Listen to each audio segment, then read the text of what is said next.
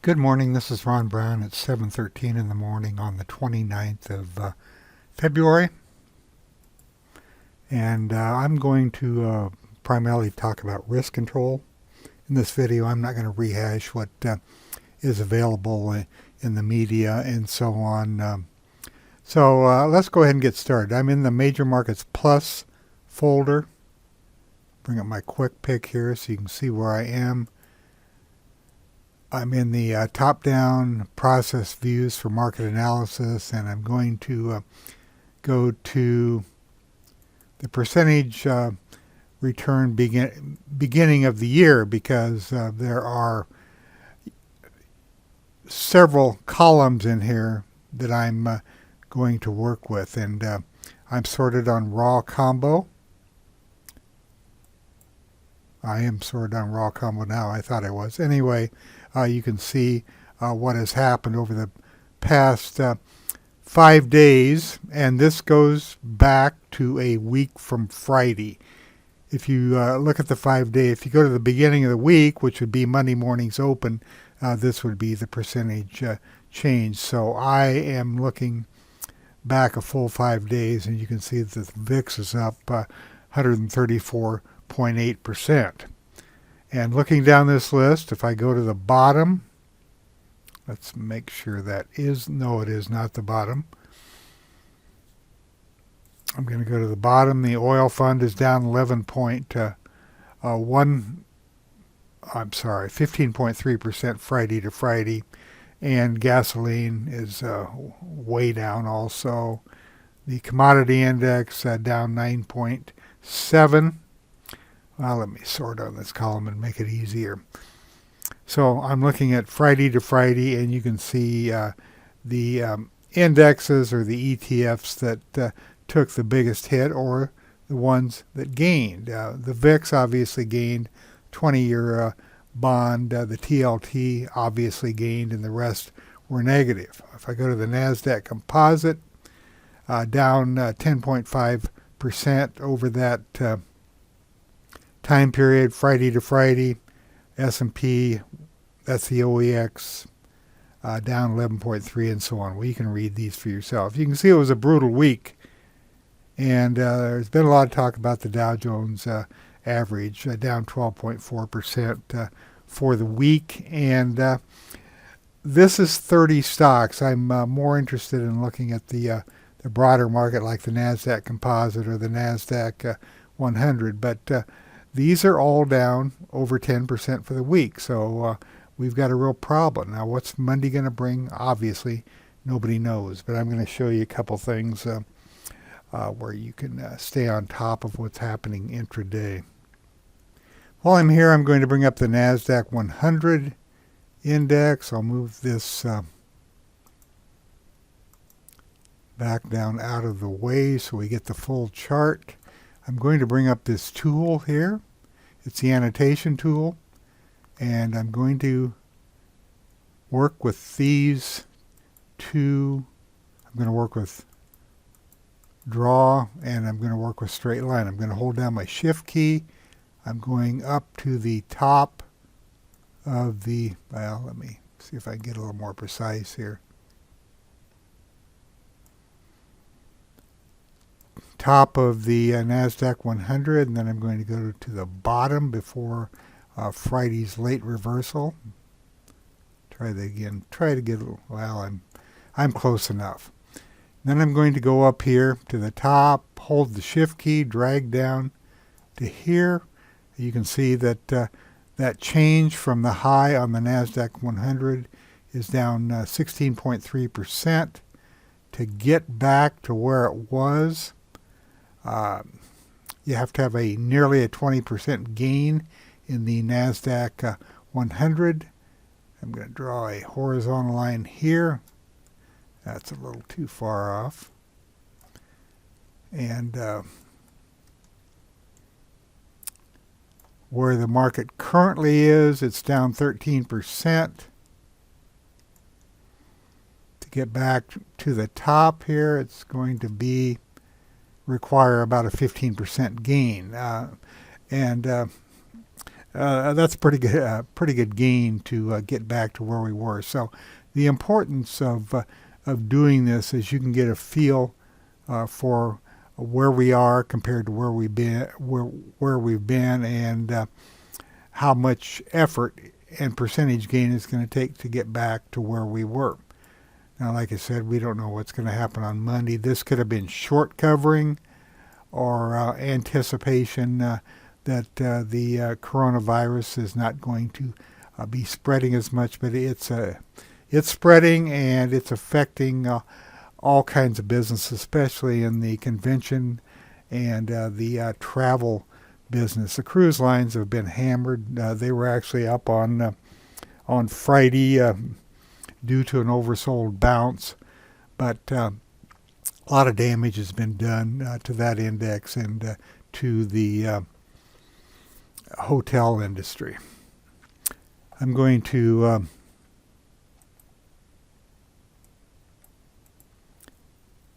go into my industries. I have a group here under my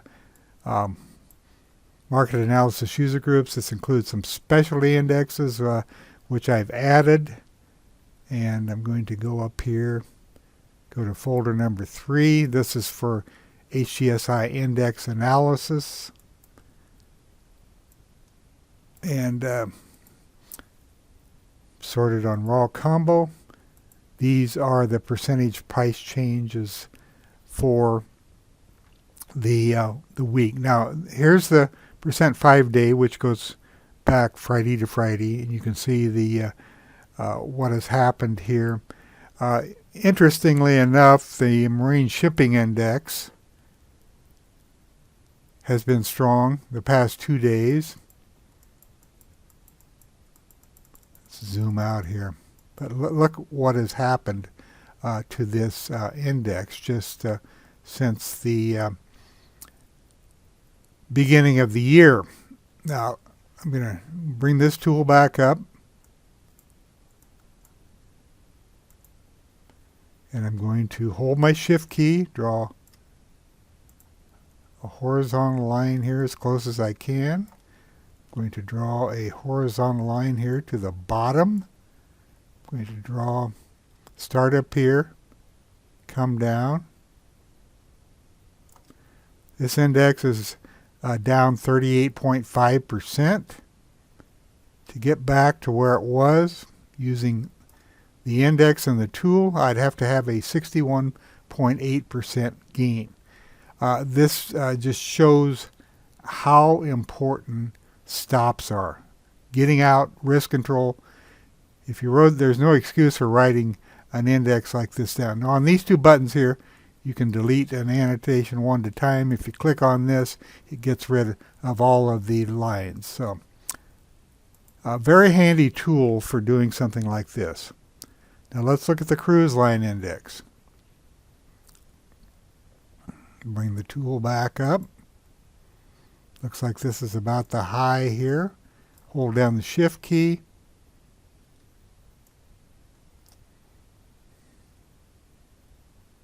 Shift key to keep it straight. This index is down 42.8%. To get back to where it was, which is going to really take some doing, would have to have a 74.2% gain in cruise line stocks, and I would say that's a near impossibility until this virus is contained, and hopefully it will be contained very soon. So I'm going to delete all of these annotations. And now I'm just going to talk a little bit about my portfolio that I was doing, or I am doing for the webinar series. I'm out of all positions right now. I'm just waiting to see what happened. Now, I believe I spoke about this last week, and I was up nearly $2,000 just trading relatively inexpensive stocks. And if you look at this column right here, you can see my exit date where I got stopped out. HZO was on the 21st, but all of these were on Monday. I carried over the weekend. I had my stops in place, and I gave back. Let's see, what do I have now? I have $691, nearly $700. So I gave back about $1,300. But let me show you how much worse it would have been had I not been using stops and held on to these stocks. Here's the list. Now, not all of these stocks I had on Monday. These are the stocks. I'm just going to look at the ones that I had on Monday. So, or actually, let's see. I got stopped out on Friday on HZO. That would be the 21st. So let's just go. I'm just going to go to the ones that I was holding then. So I got stopped out on Friday on HZO, and that would have been on the 21st. Oh, that's the 24th. And here's the 21st on HZO Marine Max, and this was that Friday. I got stopped out there.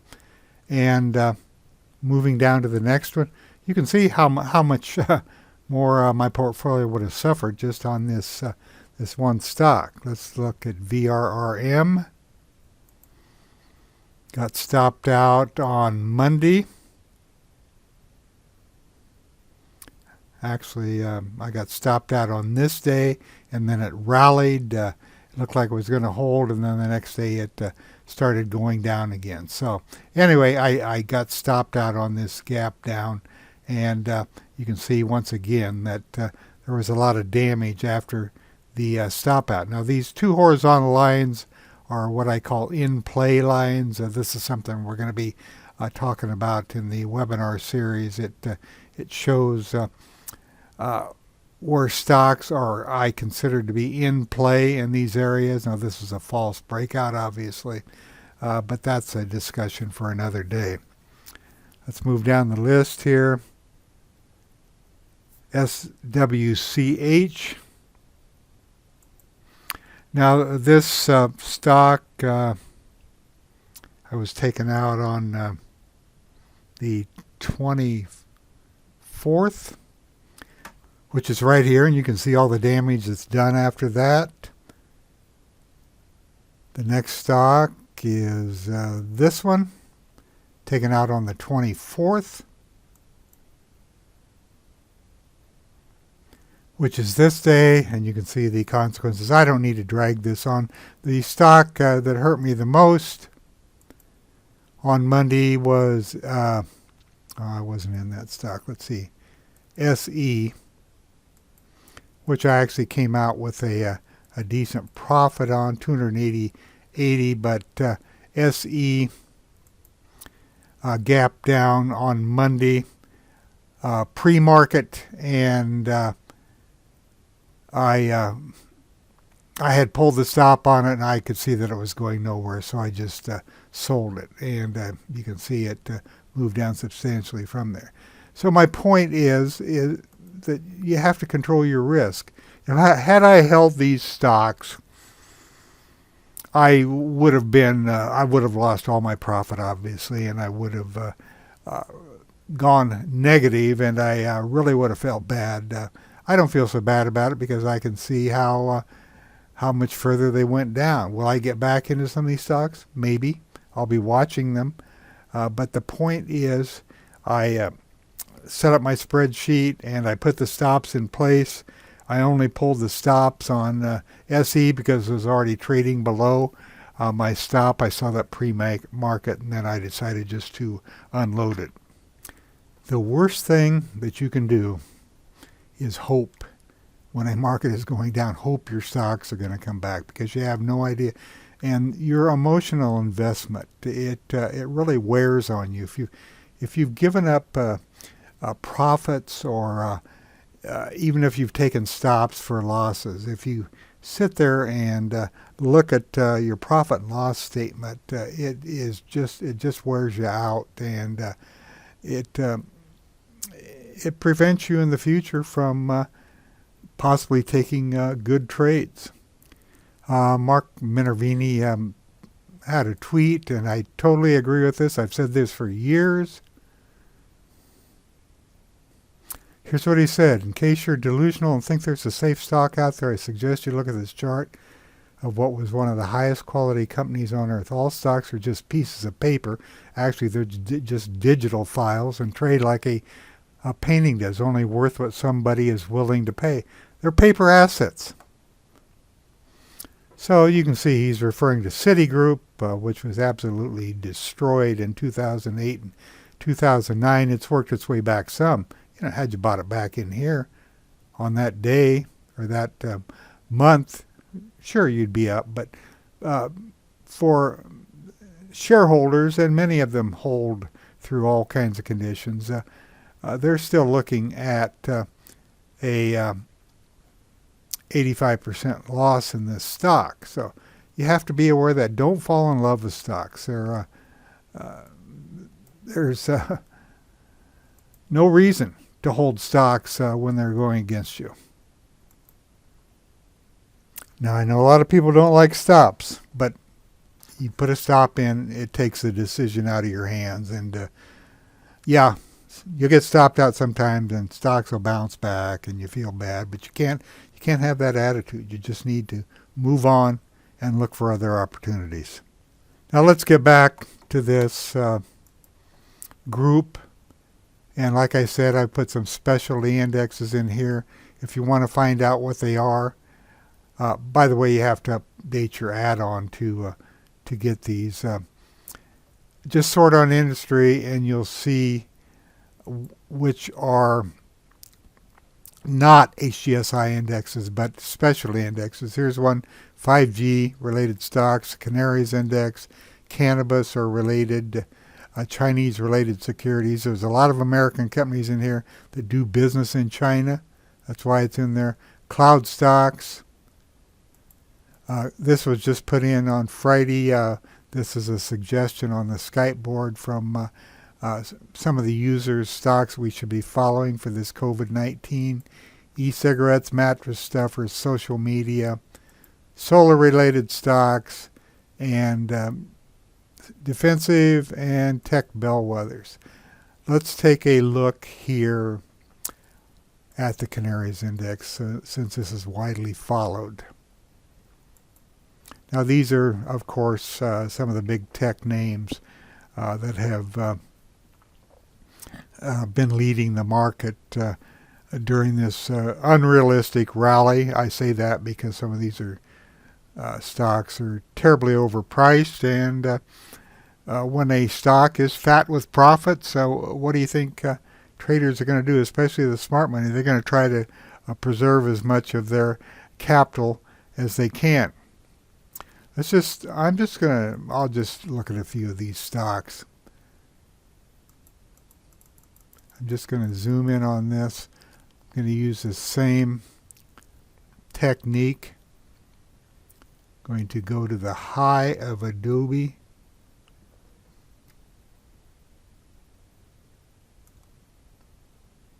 Let me see if I can get that just a little bit closer. It's early in the morning. Okay, well, that's good enough. Down to the low. Bring this down from the high to the low. And that's down 16.2%. To get back up to where it was, it's going to require nearly a 20% move. Now, if you have a lot of patience, it may get back there. It may never get back up there. Let's go here to the closing price. You can see that it bounced nicely. That's close enough. And bounced nicely going into the close on Friday. And still down 10.9%. What's going to take to get back up to... It's going to take approximately a 12% gain in Adobe to get back to the high point. I'm going to do one more.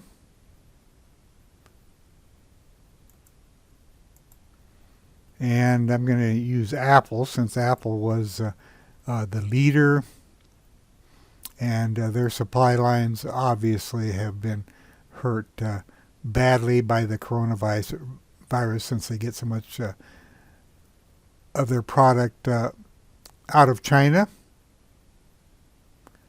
So let's do this here.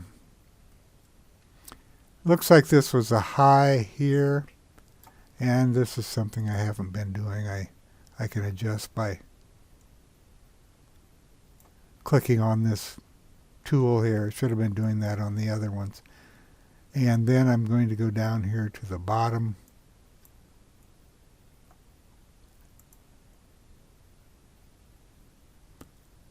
Now, as you all know, Apple is a very widely held stock.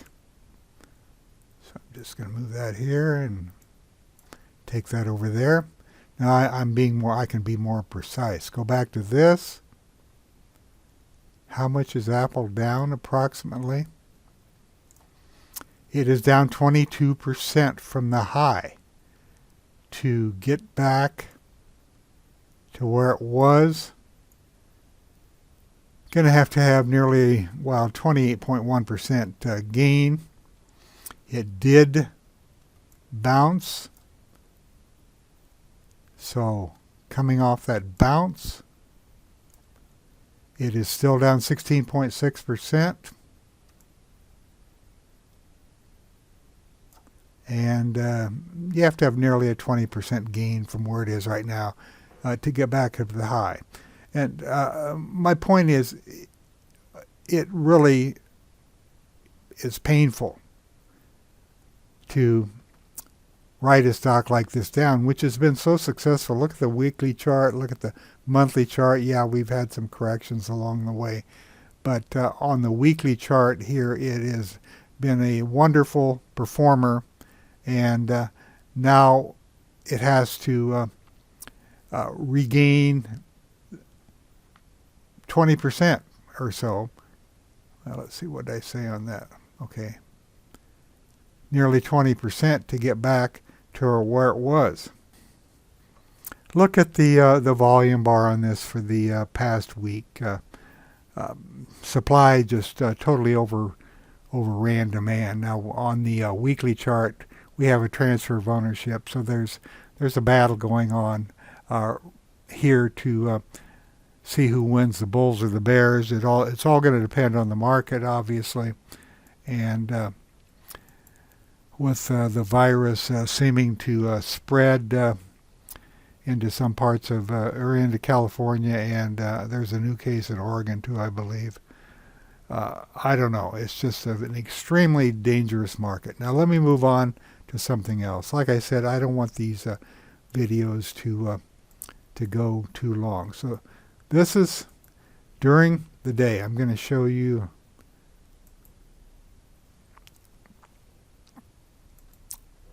some scans where you can stay on top of this stuff. I'm going to type in intraday only and go down to scorecard leaders, up intraday on volume. I'll clear this. Now these are the canaries, and I just showed you how much they have to gain to get back to where they were. But this, if you follow these scans and use Thinkorswim, you can see which of these stocks are moving up. These are leading stocks whose fan is still in place. Doesn't look like it here, but the fan is still not broken, and it will tell you the range of these stocks and if they're being purchased or not. Adobe was one of them. Alibaba, if you look over here at the chart, you can see the low and where it closed. Microsoft, the low, where it closed. Goog, the low, where it closed. And Nvidia was a big mover. It traded clear down here. It bounced around all day, and then going into the close when the buy programs came in, it moved up dramatically. Now I'm going to hit my alternate space bar. I'm going to go into all securities. I'll reapply the filter. And these are stocks that are leaders that you can see they closed in the upper part of their daily range on heavy volume. Here's FMC Corporation. So, it isn't just the canaries. These are stocks that were down, and they came back up. Look at all these application software stocks that were being bought later in the day or during the day when the market turned, and they shot up tremendously. That was a notification from one of the Skype group members. You should join our Skype group if you're an insider. Most people just kind of lurk, but you can learn a lot. Now let's look at some of these other scans. These are leaders. These are up on volume. These are leaders. These are leading stocks, which were down on volume.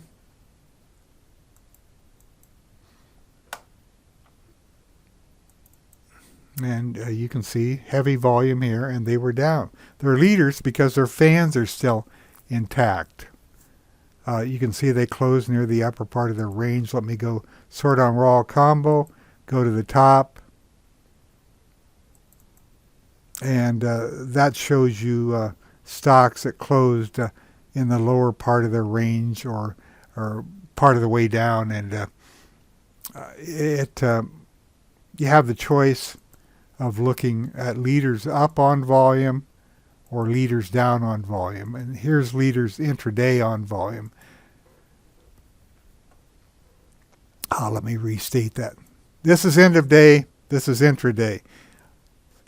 Thinkorswim provides intraday quotes over the weekend, so you can compare. But these numbers are going to be the same. Trade Desk is at the top of the list intraday, followed by Autodesk, and a little bit of difference here on the intraday. But these are stocks that are trading near the top of their range or at the top of their range. Here's a little or a less expensive stock. This stock held up very well. It's a biotech, no revenue, no earnings, but there is interest in this stock. It's a biotech company. Going to add to my watch list for Monday. You can see that Mastercard's in here, Nvidia, Adobe, Square. Square is a big mover. Coming off the low. A nice percentage gain. If I switch charts here to my intraday chart, you can see that it was up 5.07% for the day, and most of that came towards the end of the day. So let's get back to some of these others. So those are leaders. These are the most active. Here's a cruise line, one of the most active stocks. Closed at 100% of its range. And the volume was up on the 20, 50, and 90-day moving averages. So this is a stock which the smart money, maybe, or maybe the dumb money, I don't know, thought was oversold. But let's do the comparison here, what it's going to take to get back to where it was. Hold my shift key, go clear down to the bottom here,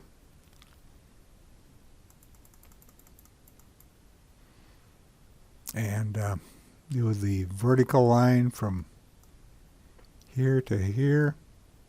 If you look down here at the bottom, 44%, it's down 44%. To get back to where it was, approximately, you'd have to have a move of 80.6%. And once again, nearly an impossible task, especially with the virus scare that's going on right now. Yes, it did rally.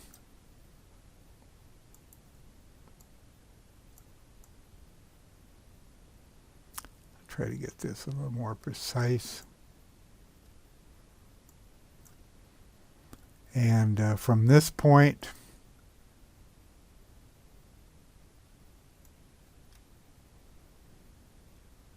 still down approximately 37.7%, and to get back up there, you're going to have a move of 60%.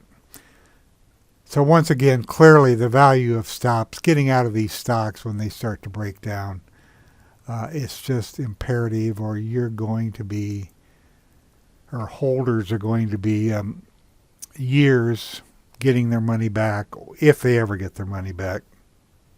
Look over here at the weekly chart. You can see where it started breaking down. The monthly chart is a mess. Let's go on to some other screens, which are very helpful. Those are the most active. If you go down to the bullish gaps and reversals, intraday, these are stocks that gapped up 2%. Not necessarily a good thing. I mean, it's a good thing at the open, but you have to be careful, because here's your the gap. It gapped open here, traded down, shot up here, and then closed here. You can catch a ride on some of these stocks if they don't gap too far, but usually what happens, or many times what happens, it'll open here, trade up a little bit, and then come back down. So you have to be careful about these. You can flip through these during the day, see how they're holding up, and see if there are opportunities. Now this one I look at primarily right after the opening bell for any opportunities.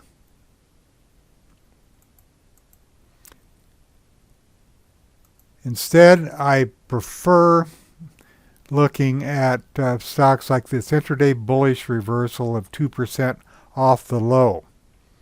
So what I'm looking for here are stocks that have gapped down and they've reversed at least 2% off of the low. And you can find some good buying opportunities here. Why is this important? Because these stocks have gapped down, and if buyers, traders, smart money, whatever, perceives a value, they will pile in here to make some quick money. Here's Norwegian Cruise Lines. I already talked about that. The ETFs are in here too. This is Direxion Oil and Gas. Real Page, look at this one. This one actually gapped up and then traded down, and then it got 2% off of that low and started appearing again. So this had a wild range through the day, but where did it close? It closed up 16.46% for the day. So keep your eye on these stocks. These are stocks. This is off the low. These are stocks where the fans are up. This has 1,682 stocks that closed up at least 2% off the low.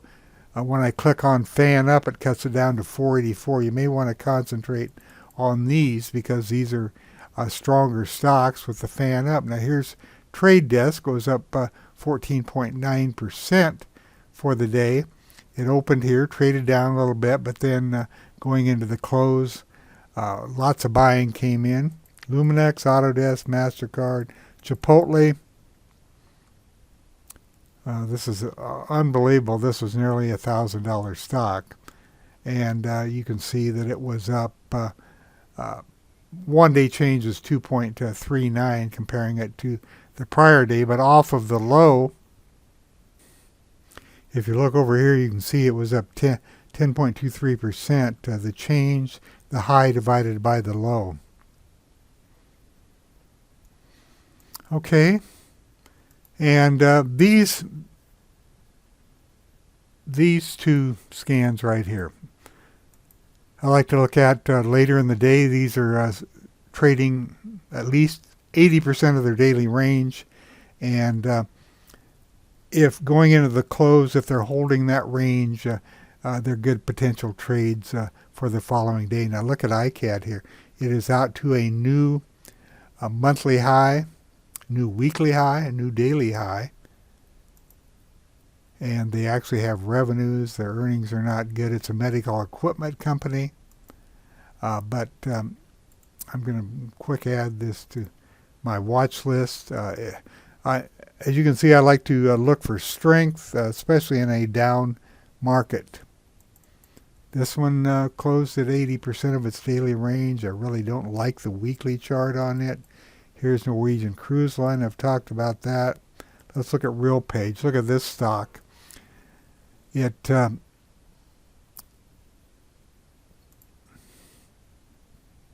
trading near the top of its weekly and monthly range.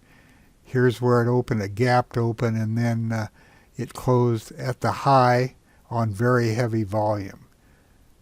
Closed at 98.49% of its daily range, up 16.46 for the day.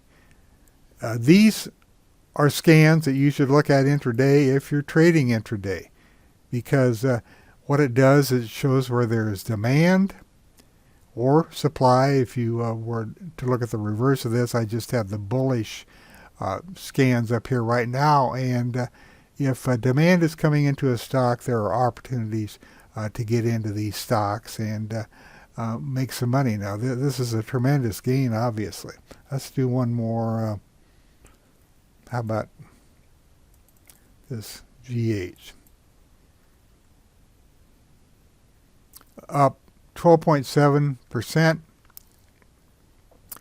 Looking at the weekly, still pretty strong. It had a price change reversal on these three bars, and then it got hit this week, but demand is surpassing supply. And if you look down here, you'll see that there was a strength returning after a downtrend. So that's all I'm going to do. The point is, even on disastrous days and weeks like we've had, if you look at these scans intraday, and the beauty of using HGSI with Thinkorswim is that this information is available, and these are scans that I created actually quite a while ago, and you should really get into this folder.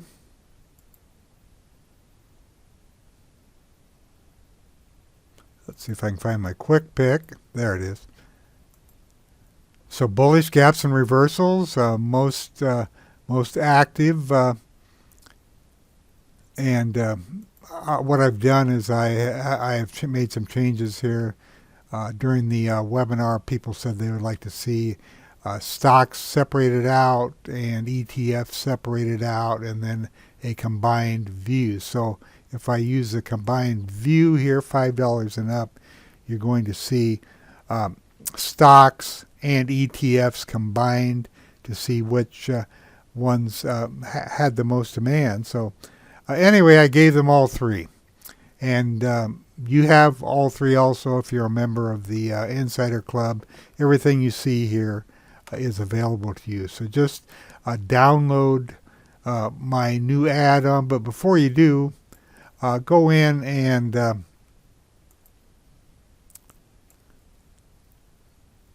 delete Ron Brown end of day and intraday warehouse scans. Do the same thing for charts.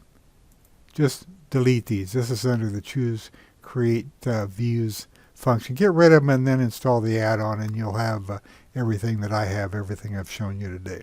Thanks for listening. Have a good weekend. It'll be interesting to see what happens on Monday, but